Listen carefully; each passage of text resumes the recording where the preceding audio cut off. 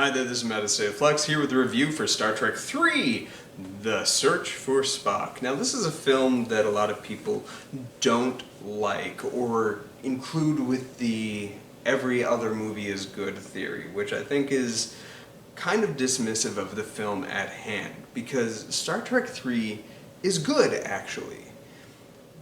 But the biggest problem is twofold.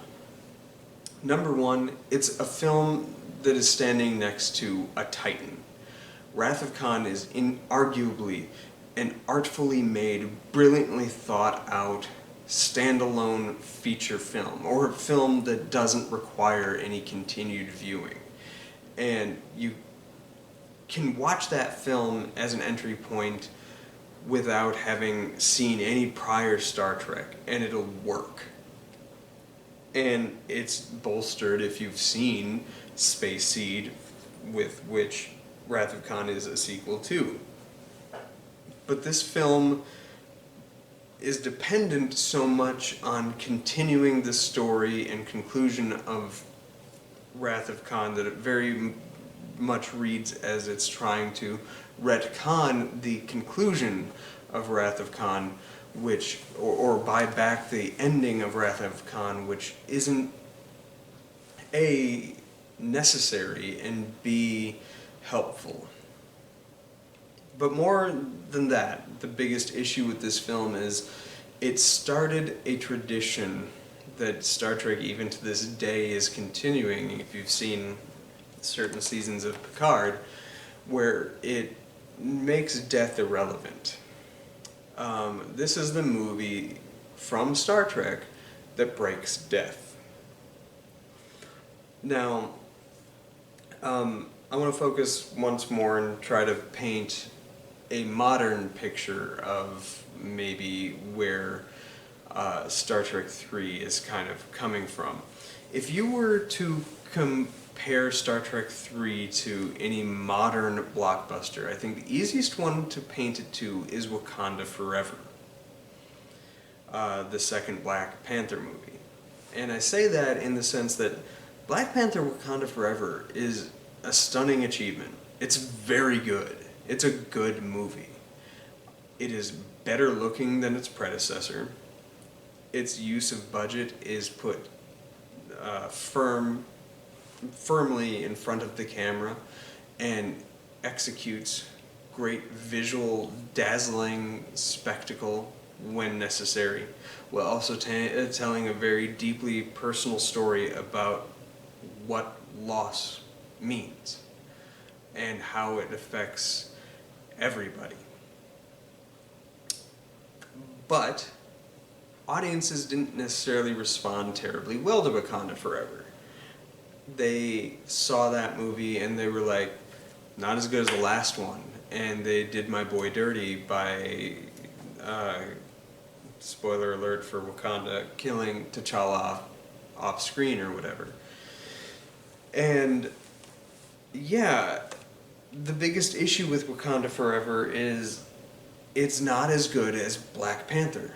Black Panther is one of those once-in-a-lifetime kind of capturing of a social kind of movement. It is the first time that the black experience has been put on screen with nothing but reverence. There's nothing holding it back what it means to be black, and that is if you are a black man living in the African continent or living outside of it. And it delves deep into themes and social issues stemming from colonization and stuff like that. It's a movie that has a lot to say, does so thoughtfully, and has a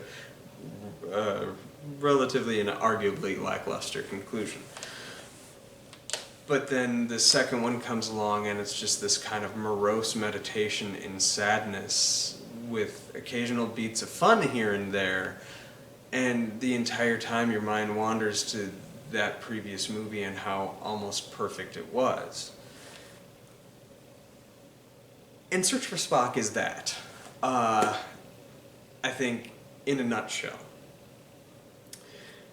It's also a film that immerses you in how everybody is dealing with Spock's loss. First and foremost, Kirk and Bones. This is really their story, and Kirk and Bones take ownership of their lack of Spock in their life in very interesting ways. And the film finds ways to give you hints at Spock and stuff like that throughout, with the remember of it all with Bones and whatnot. And DeForest Kelley, as much as I was praising him in the previous one, on fire in this movie. He has one of the greatest line readings ever, which I'll touch on in a minute. But Kirk is phenomenal in this movie. He is so good. Shatner is fantastic. And I think when people look at this movie and they're dismissive because the villain isn't as compelling as Khan, Krug is not Khan. He's not, you can tell the writers are trying to get him to that point. He's just not Khan, and he's not as good. And he's even played by Christopher Lloyd, who's a tremendous actor and always visually engaging on screen, and he is so in this as well, but they're trying to achieve something the previous movie had already accomplished. This is a movie that didn't require a villain, and they shoehorned it in, so it becomes all the more of an eyesore whenever he shows up to interrupt the flow of story. But again, I'm sounding negative. The film is not bad. It is quite good, because this film understands the core concept of what made Star Trek work, and that is character. I think, for my money, out of all 12 feature films, this is the film that puts the best use of character, especially for the original core crew. Everybody gets at least one shining, beautiful moment to really let themselves soar and take command of a scene. And it's important to draw our attention to Leonard Nimoy, not in front of the camera this time, from behind the camera.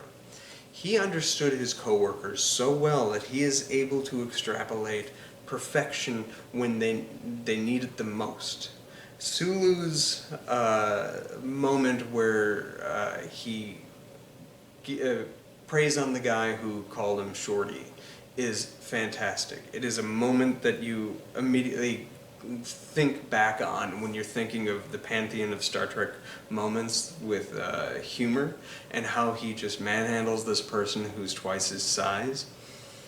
This is a movie that gives greatness to Scotty as and Chekov when they commit to blowing up the ship, the Enterprise. This is the movie that blows up the damn Enterprise. This is the movie where Uhura gets to take command for the first time really on the big screen for a brief period there before they kind of write her out. They do a little disservice to her in that sense.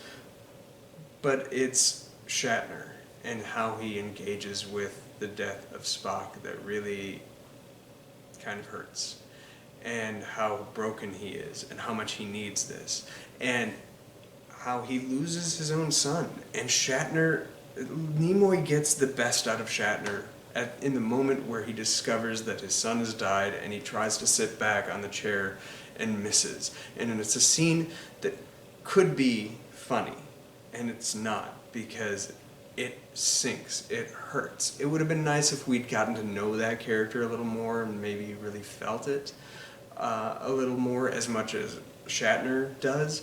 But Shatner projects that out to the audience, and the moment works because of it. I think the special effects in this movie are really good. The set work is very good. The action in the film is well shot.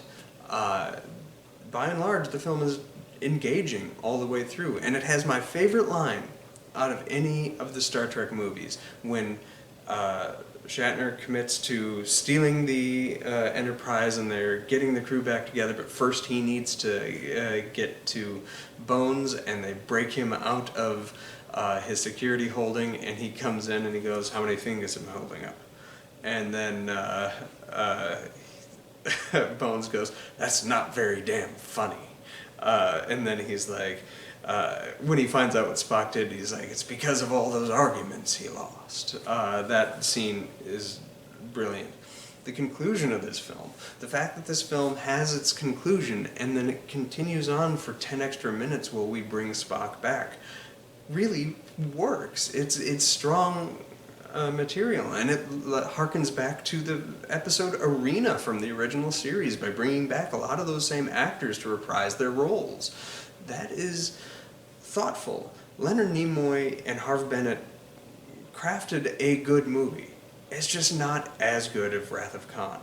But I think it's still a good Star Trek movie, one that I give 3 stars to.